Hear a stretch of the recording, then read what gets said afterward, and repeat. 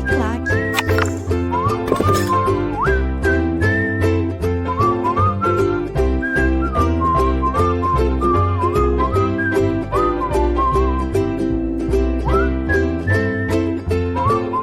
Vamos lá? Bloco 4, missão quase que cumprida.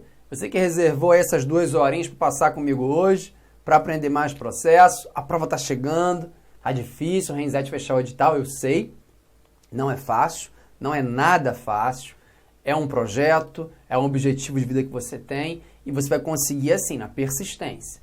Hoje, de repente, é um sabadão, um domingão, você está estudando comigo tarde da madrugada, eu sei que tem muita gente, muitos alunos da madrugada que falam comigo, falam, Renzetti, estou agora assistindo sua aula, são 00:30 e poucas, são 2 e poucas, eu respondo a vocês, né? Também eu tenho o hábito de dormir muito tarde, muita coisa para fazer, eu produzo muito à noite, na madrugadona mesmo, então eu sei que você também é meu amigo da madrugada. Então eu sei que não é fácil, claro que não é fácil, mas só posso dizer o seguinte, quando tudo isso passar, você vai falar que valeu a pena, porque você não dependeu de favor de ninguém, foi o seu esforço, único esforço, não tem que ficar pedindo respostas, se vai ter, se não vai ter, você vai lá, faz tua prova, arrebenta e é chamado. Aí você vai ver que você merece, que você lutou, que você sangrou aí, até às vezes de chorar. Tem momentos, eu recebo sim, várias mensagens de alunos que falam, Renzetti, a vontade que eu tenho hoje é de chorar, tô meio chateado, tô triste, tô cansado, tô exausto. Já ouvi de aluno em revisão de prova, desabando. Assim, tenta controlar isso, né? Essa é uma fase difícil, esse nervosismo. Quando você quer chorar, você chora. Se tranca no banheiro, chora sozinho, chora bastante, bota tudo pra fora, que isso é bom. Mas respira fundo. Eu brinco com os meus alunos assim, parece até ser um pouco cruel, mas não é. Isso de fato a gente tem um treinamento, né? A gente tem que treinar muita galera. Eu falo o seguinte, se o resultado não foi positivo, se tranca no banheiro e chora, mas chora muito. Chora muito, é bom, alivia. Lava o rosto, respira fundo e volta. Isso é ser guerreiro. Lava o rosto e volta. Vai lá, cai de cara nos livros de novo, nas aulas, que vai dar certo. Tudo tem o seu momento. Deus reserva sempre a hora certa pra gente. Independente de você ter sua fé ou não, mas é verdade. Nós temos a hora certa para tudo. E a sua vai chegar. Provas no processo de trabalho, nesse último bloco, para já bombar, né? Pode anotar aí provas no processo do trabalho. Vamos lá, vamos conversar sobre provas. Primeira coisa, a CLT, ela vai falar sobre provas dos artigos 818 a 830. Muito pouco. O objeto da prova é o quê? É comprovar em juízo a existência ou não de um fato visando o convencimento do juiz. Claro, com a prova eu quero convencer o juiz, porque eu sei que o juiz vai dar sentença. É o que eu quero, então vou tentar com a minha prova convencer o juiz dos fatos. Tanto assim é que fatos incontroversos ou notórios não precisam de prova. Não esquece disso.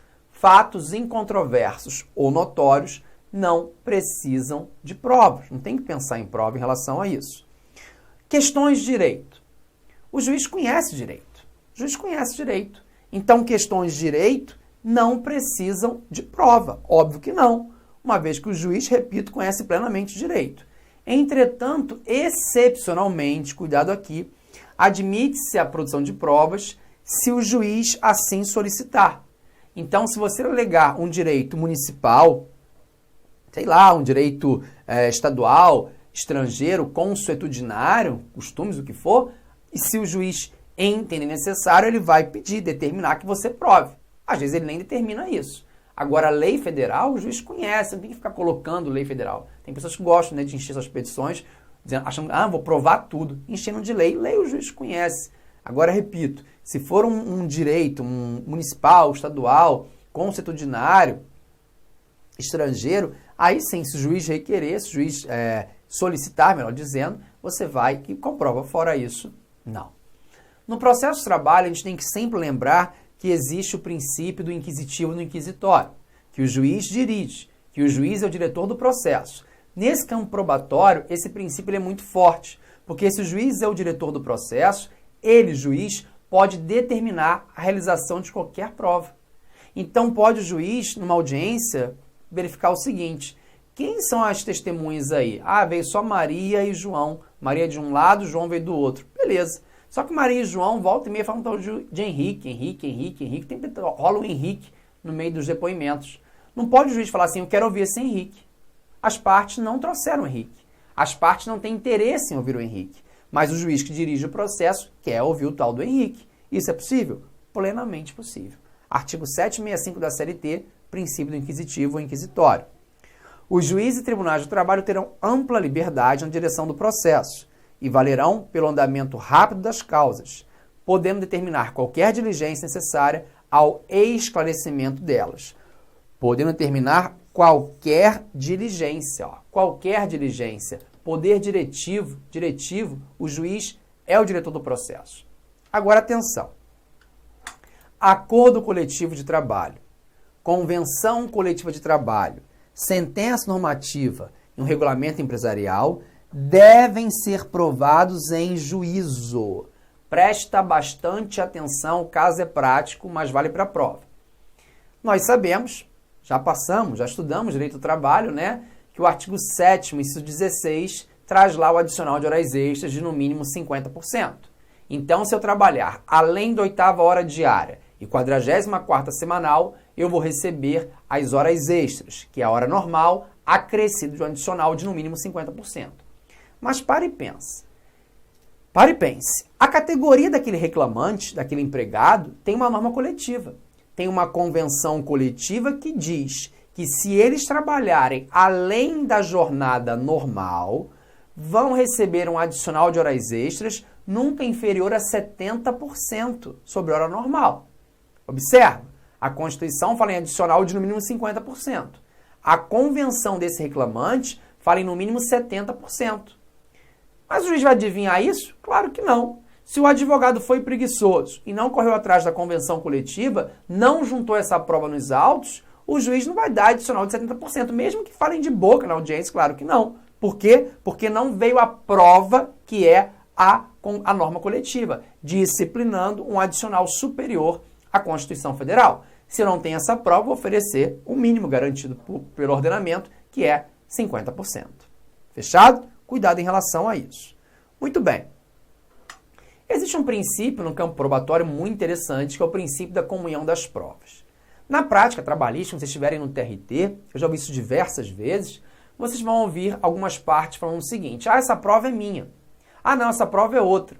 Até serventuários. Quem produziu essa prova, reclamante ou reclamado? Veja, produzir a prova, tudo bem, eu até vou aceitar. Mas a prova não é de minha nem sua. A prova é do juízo. A prova é para formar o convencimento do juiz.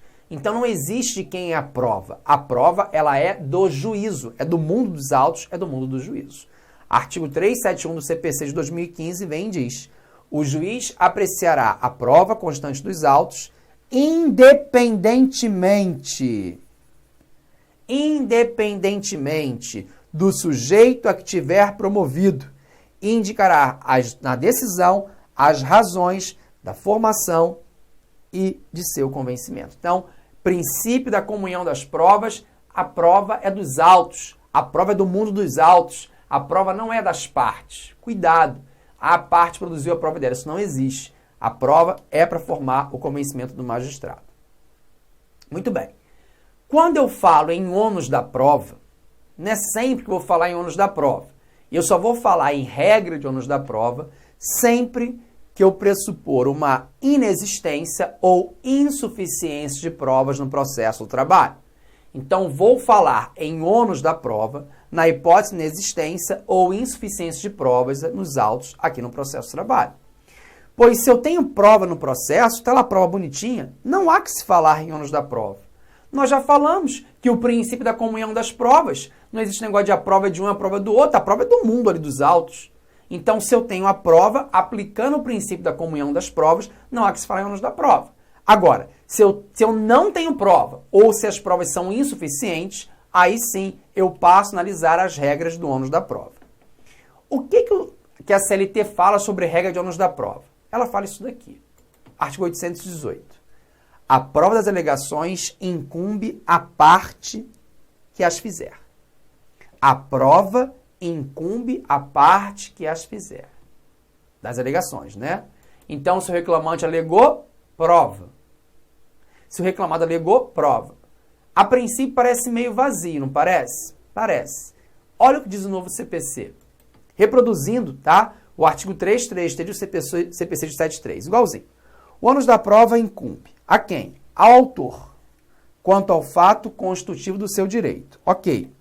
Ao réu, quanto à existência de fato impeditivo, modificativo ou extintivo do direito do autor. Muito bem. O artigo 373 do CPC de 2015, ele reproduziu o artigo 333 do CPC anterior. Ao autor incumbe o fato constitutivo do seu direito. Ao réu, alegar o fato impeditivo, modificativo ou extintivo do pleito autoral. Copiou e colou. Essa aqui é chamada teoria estática, donos da prova. Pessoal, chega na tela, por favor. Você viu alguma diferença do artigo 818, artigo 373 do CPC de 2015? Data máxima vênia, embora muitos professores, doutrinadores expliquem isso, falando assim, o artigo 818 é muito vazio, não serve para nada. Para mim ele serve sim, porque ele fala que a prova das alegações incumbe a parte que fizer. Ao autor incumbe o quê? O fato constitutivo, ao réu impeditivo, motivativo e extintivo. Então o artigo 818, ele falou assim. O artigo 818 também traz a teoria estática do ônus da prova, que é a teoria regra, é essa. É muito claro isso para mim. Agora eu destrincho, claro. Quando eu falo em fato constitutivo, o fato é aquele que vai dar origem a uma relação jurídica deduzida em juízo. Se eu falo que eu não sou autônomo, que eu sou empregado do reclamado, eu vou ter que comprovar que eu preencho os requisitos da relação de emprego, que é a subordinação, que é a habitualidade, que é a onerosidade, que é a pessoalidade, que é o SHOP, que eu ensino no direito do trabalho, né? Subordinação, habitualidade, onerosidade e pessoalidade. Então, esse é um fato constituído do meu direito. Faz nascer uma relação jurídica.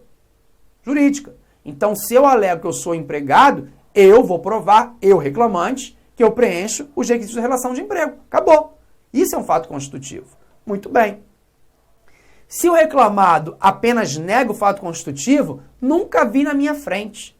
Nunca pisou na empresa. Só faz isso, o ônus de prova continua com quem? Continua com o reclamante.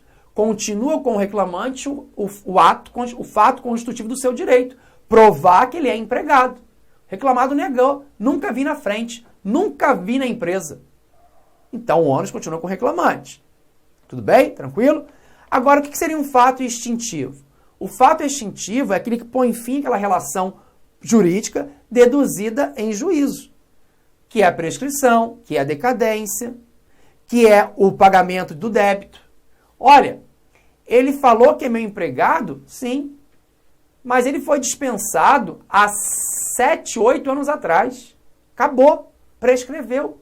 Porque, contados da extinção do contrato de trabalho, ele tinha um prazo de 2 anos para ajuizar a reclamação do trabalho. Ele tinha que reclamar os últimos 5 anos. Ele esperou 7, 10 anos para ajuizar a reclamação trabalhista, fulminada pela prescrição. Esse é um fato extintivo ao pleito autoral, que, obviamente, será arguído por quem? Pelo reclamado, pelo réu. Tá? Vai seguindo aí. O que seria um fato impeditivo? Ninguém nunca acho que te explicou isso com calma, né? Um fato impeditivo, extintivo. É importante. O fato impeditivo consiste na alegação do fato, que impede a formação da relação jurídica pretendida. Exemplo. Você quer o quê? Eu estou querendo receber todas as verbas rescisórias. Todas. O empregador não me pagou, eu quero as verbas rescisórias. Tá. Esse é o fato constituído do seu direito? Sim. Qual seria um fato impeditivo?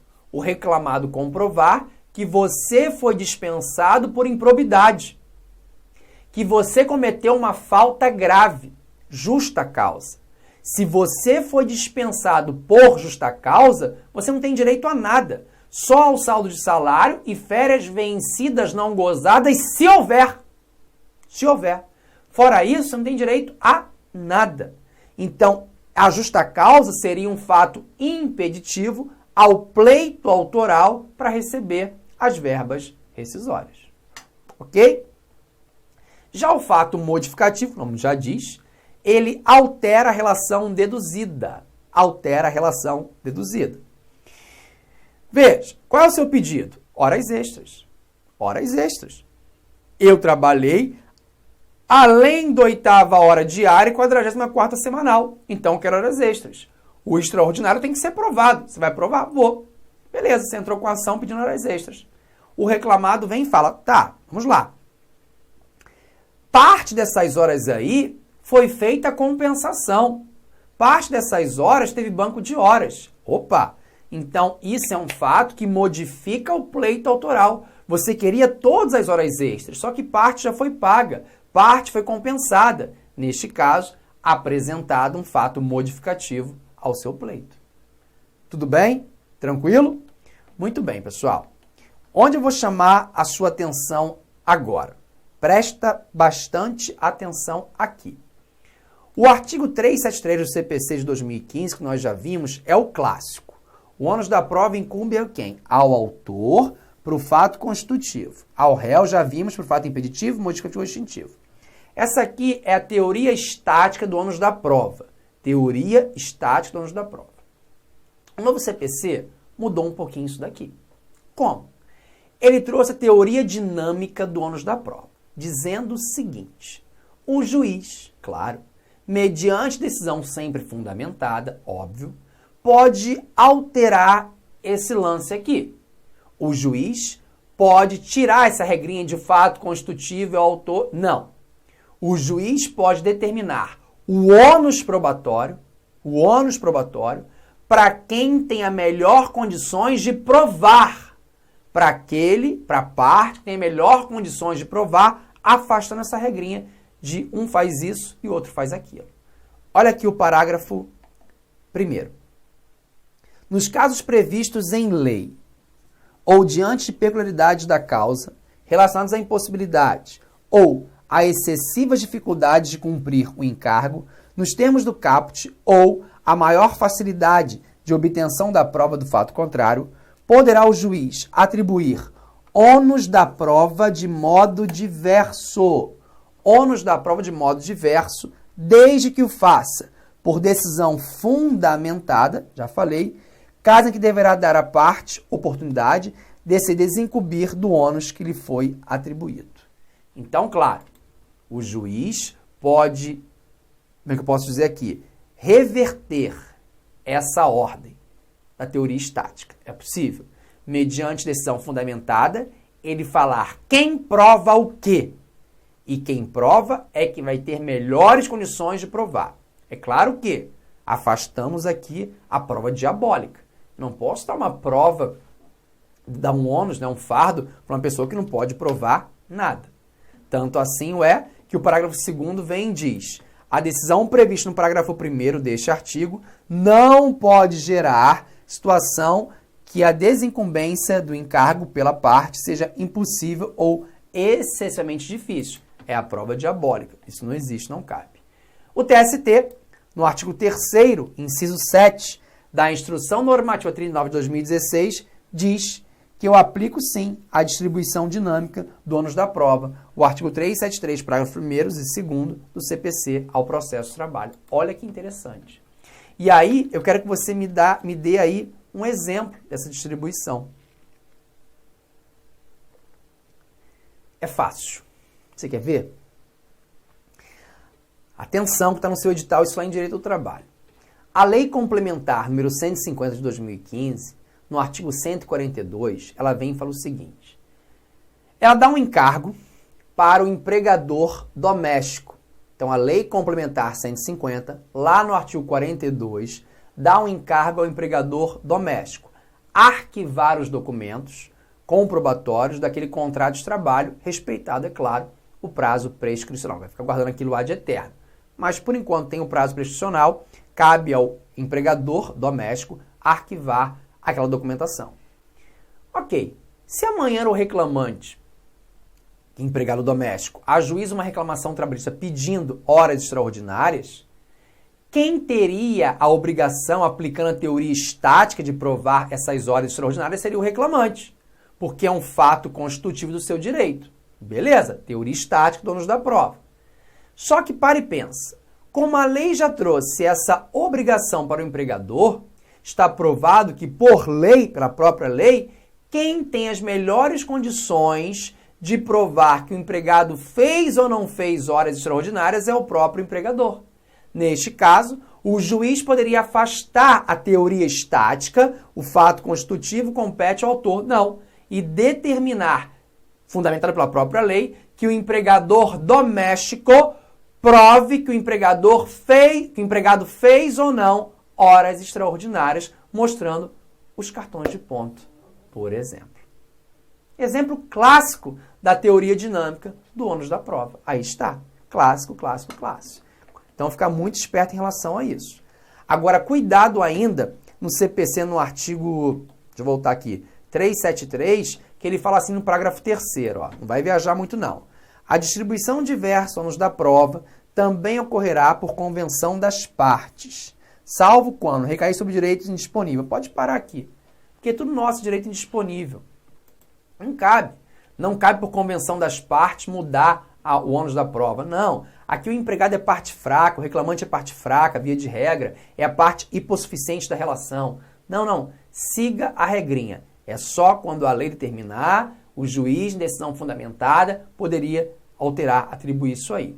Então, o artigo 2º da mesma instituição normativa 39 de 2016 do TST diz que eu não aplico os artigos 373, parágrafo 3º e 4º, distribuição diversa ônus da prova por convenção das partes. Não. Por convenção das partes, não. Quem vai fazer essa alteração aí é o juiz, não as partes. Fechado? Tranquilo? Muito bem.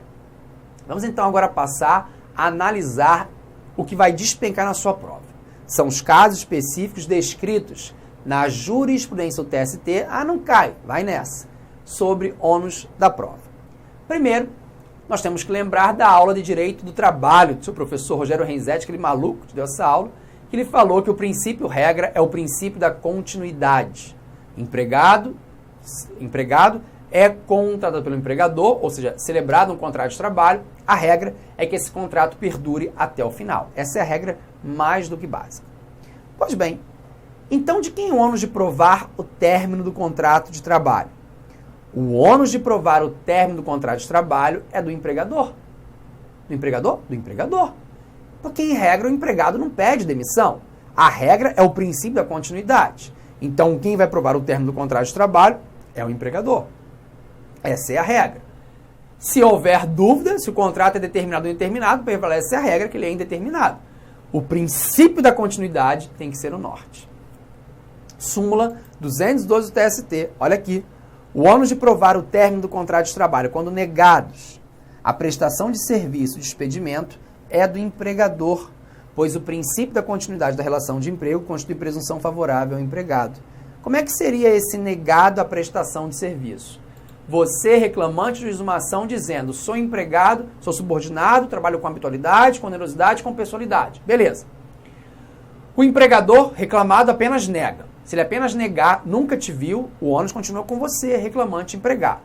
Agora, se ele fala, nunca trabalhou para mim como empregado, mas trabalhou como autônomo, aí ele prova, trouxe um fato novo. Ou então fala, ó, excelência, nunca trabalhou.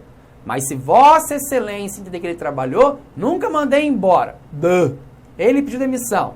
Então, você está negando o despedimento. Isso. Então, prova que ele pediu demissão. Aí o ônus é do empregador. Fechado? É meio louco o negócio aqui, né?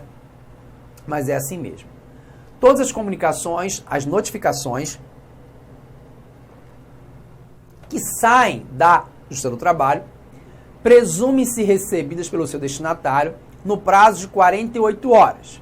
Se o destinatário não receber no prazo de 48 horas, é ônus dele, destinatário, provar o não recebimento. Súmula 16 do TST, acompanhe. Presume-se recebida a notificação 48 horas depois de sua postagem.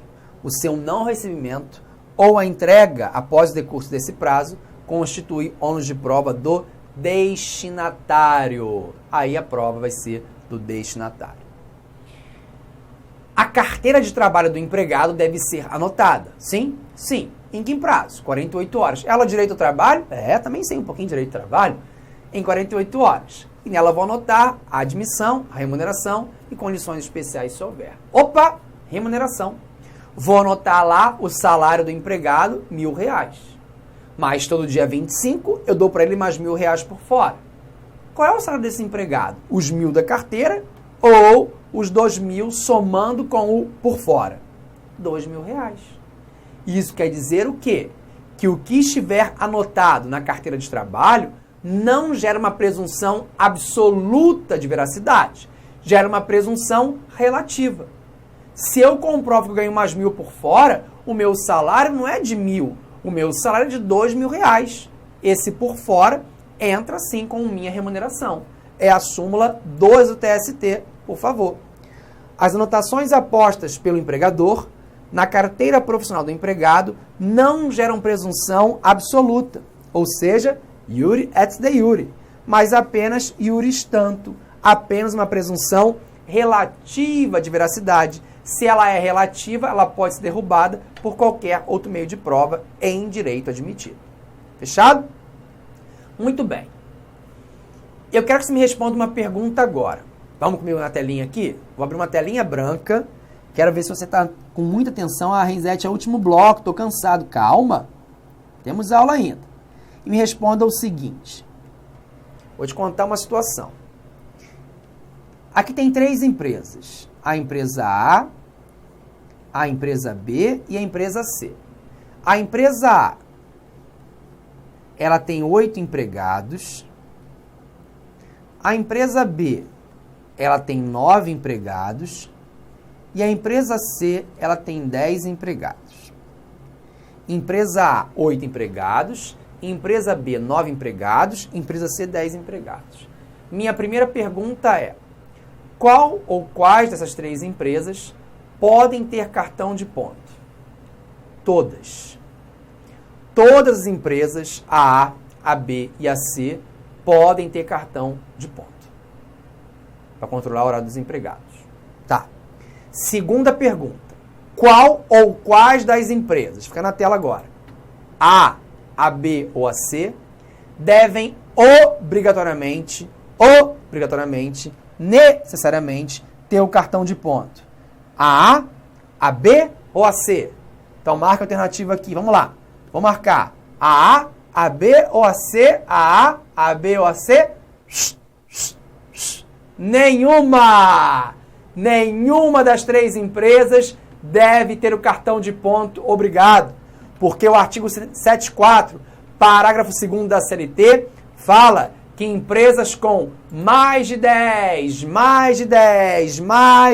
empregados têm que ter o cartão de ponto. Quando eu falo mais de 10 é 11, não é empresas com 10 empregados. São empresas com mais de 10 empregados que eu tenho que ter o cartão de ponto. Tenho que ter o cartão de ponto. Tá? Então, empresas com mais de 10 empregados. Fechado? Tranquilo? Então, quem vai provar as horas extras? O reclamante. O ônus de provar o extraordinário é do reclamante. É um fato constitutivo dele. Ele vai provar que trabalha além da 8ª diária e 44ª semanal. Tudo bem. Tranquilo. Se a empresa tem mais de 10 empregados, ela tem que juntar o cartão de ponto. Se ela não juntar o cartão de ponto, vai inverter o ônus probatório, que aí passa a ser do reclamado. Súmula 338, item 1. É ônus do empregador que conta com 10? Não. Que 10? Que 10 o quê? Que conta com mais de 10 empregados, o registro da jornada de trabalho na forma do artigo 74, parágrafo 2º da CLT. A não apresentação injustificada dos controles de frequência gera presunção relativa de veracidade da jornada de trabalho, a qual pode ser elidida, derrubada, por prova em contrário. Aí o item 2 ainda fala: a presunção de veracidade da jornada de trabalho, ainda que prevista em instrumento normativo, pode ser elidida por prova em contrário. Claro, porque é tudo presunção relativa, não é absoluta, pessoal. Mas imagina que esse empregador tem um cartão de ponto, sim, e ele juntou, e o cartão de ponto foi bonitinho. Ele foi assim, ó. Olha o cartão de ponto aqui. O empregado, durante todos esses anos, entrou às 8 horas e saiu às 17 horas. Sempre entrou às 18 e saiu às 17. Foram 5 anos assim, 8, 17, 8, 17. Ele nunca se atrasou, é? Não. O transporte público é uma maravilha? É uma maravilha. Nunca teve uma greve? Nunca teve uma greve. O que é isso aí? Cartão de ponto britânico. Cartão de ponto uniforme. Vem o TST e fala: o cartão de ponto britânico, o cartão de ponto uniforme é inválido como meio de prova. Neste caso, mais uma vez, inverte-se o ônus probatório para o reclamado. É melhor nem juntar o cartão de ponto, porque ele não vale como prova. Súmula 338, item 3. Os cartões de ponto que demonstram horário de entrada e saída uniformes britânicos são inválidos como meio de prova, invertendo-se o ônus da prova relativa às horas extras, que passa a ser do empregador, prevalecendo a jornada inicial se dele não se desincumbir. Esse é o cartão de ponto uniforme britânico, aí passa a ser do empregador. Quer um quadrinho final sobre isso? Vamos lá. Qual é o pedido do empregado? Horas extras. Pediu horas extras? Pediu. Quantos empregados tem a empresa? Até 10, até 10, até 10. Se a empresa tem até 10 empregados, o empregador tem que juntar o cartão de ponto? Não, não tem que juntar. Ele juntou? Não, não juntou. De quem é o ônus probatório? Do reclamante. O reclamante tem a prova das horas extras. Qual é o pedido? Horas extras de novo. Quantos empregados tem a empresa? Mais de 10. Mais de 10? Mais de 10. O empregador tem a obrigação de juntar o cartão de ponto? Tem. Ele juntou? Juntou. Se ele juntou, de quem é o ônus da prova? Continua com o reclamante. Qual é o pedido? Horas extras. Quantos empregados tem a empresa? Mais de 10. O empregador tem a obrigação de juntar o cartão de ponto? Tem. Ele juntou? Não, não juntou. Se ele não juntou, o ônus probatório pertence a quem? Ao reclamado. Pedido, horas extras. Quantos empregados? Mais de 10. Empregador tem que juntar o cartão de ponto? Tem. Juntou? Juntou, mas juntou o cartão de ponto britânico, uniforme. É inválido como prova. Neste caso, o ônus probatório reverte-se aí ao reclamado. Isso vai pipocar na tua prova. Você vai ver. Ufa! Passou muito rápido essa aula, não foi? Eu achei. Eu não acabei o assunto de provas. Já te espero para a aula 5.1 para a gente concluir o tema de provas e já emendar em outros temas. Tem muita coisa aí, mas já pode colocar no seu edital aí, ó. Provas, mais ou menos terminou. Mais ou menos terminou. Tem mais aula aí. Nosso curso, Processo de Trabalho, ponto a ponto, que está bombando. Retorno de vocês sobre esse curso está fantástico. Só está começando, hein? Muita coisa virá. Bons estudos, conta sempre comigo. Não esquece que trabalho não dá trabalho para o alto e sempre, sempre avante. Tchau!